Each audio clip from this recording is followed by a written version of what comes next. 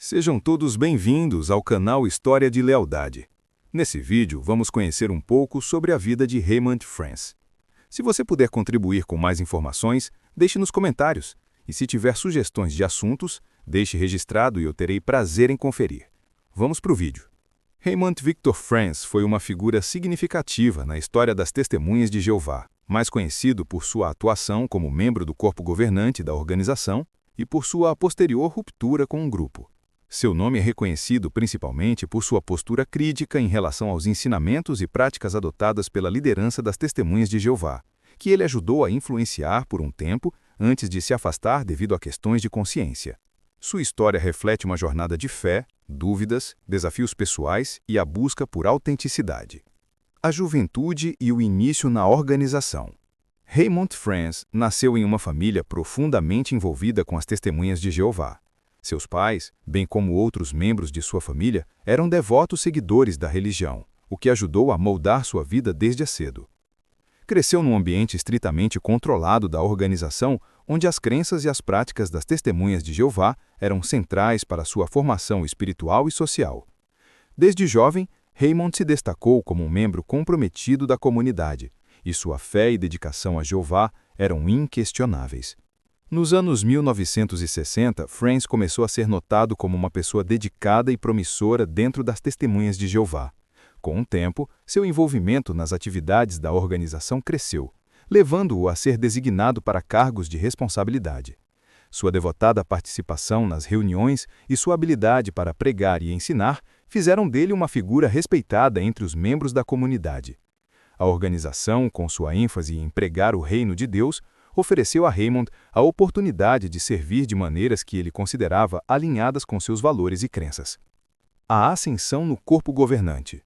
A carreira de Raymond France tomou um rumo significativo quando ele foi convidado para fazer parte do corpo governante das Testemunhas de Jeová, a liderança central responsável por orientar a organização mundialmente. Ele foi nomeado para este cargo nos anos 1970.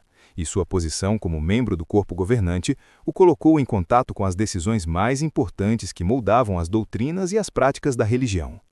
Enquanto estava no corpo governante, Raymond France teve acesso a informações privilegiadas sobre a administração e as decisões internas da organização, incluindo questões que envolviam o controle sobre a literatura e as diretrizes que as Testemunhas de Jeová deveriam seguir.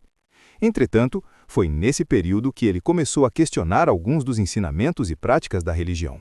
Um dos aspectos que o fez refletir profundamente foi a maneira como a liderança das Testemunhas de Jeová tratava questões de doutrina e as mudanças que ocorriam ao longo do tempo. Ele notou que muitas vezes a organização fazia ajustes em seus ensinos e políticas, e essas mudanças nem sempre eram claramente explicadas aos membros. A inconsistência nos ensinamentos começou a causar-lhe desconforto, especialmente porque ele acreditava que a organização deveria ser guiada por princípios inegociáveis sem a necessidade de ajustes constantes. O despertar e a desilusão.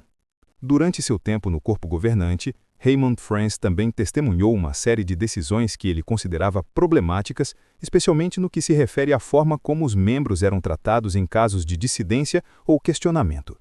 Ele observou que aqueles que expressavam dúvidas sobre a liderança ou que discordavam abertamente de determinadas práticas eram muitas vezes marginalizados e excluídos da comunidade, o que lhe parecia uma abordagem autoritária e opressiva. Uma das questões mais significativas que Raymond France enfrentou foi a doutrina das Testemunhas de Jeová sobre o sangue, uma questão central que envolvia a proibição de transfusões sanguíneas, independentemente das circunstâncias. Embora ele estivesse inicialmente alinhado com a política da organização, ao refletir sobre o impacto que essa doutrina tinha sobre os membros, especialmente as crianças e os adultos que morreram por recusarem tratamentos médicos essenciais, ele começou a questionar a validade dessa posição. Isso, entre outras questões teológicas e práticas, fez com que ele começasse a se afastar das crenças que havia seguido por tanto tempo. Em 1980, Raymond France tomou uma decisão que mudaria sua vida para sempre. Ele começou a expressar suas dúvidas para outros membros da liderança. A situação escalou e, após um período de crescente tensão, ele foi finalmente excomungado da organização em 1981, junto com a sua esposa, para quem ele havia compartilhado seus questionamentos. A desassociação de Raymond France foi um acontecimento significativo não apenas para ele, mas para a organização como um todo. Ele era um membro proeminente do corpo governante.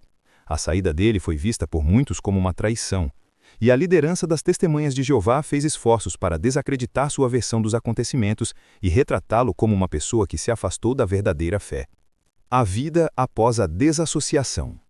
Após sua excomunhão, Raymond Friends enfrentou um período de grandes desafios pessoais.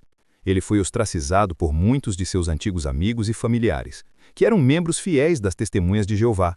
O impacto psicológico e emocional de ser excluído da organização foi profundo, mas também foi um momento de libertação, pois ele pôde finalmente explorar suas bases sem o peso da pressão institucional. Durante esse período de afastamento, Raymond Friends dedicou-se a escrever sobre sua experiência dentro das Testemunhas de Jeová e as razões que o levaram a questionar a organização. Seu livro mais famoso, Crise de Consciência, foi publicado em 2004 e tornou-se uma leitura essencial para muitas pessoas que estavam saindo da organização ou que questionavam suas doutrinas.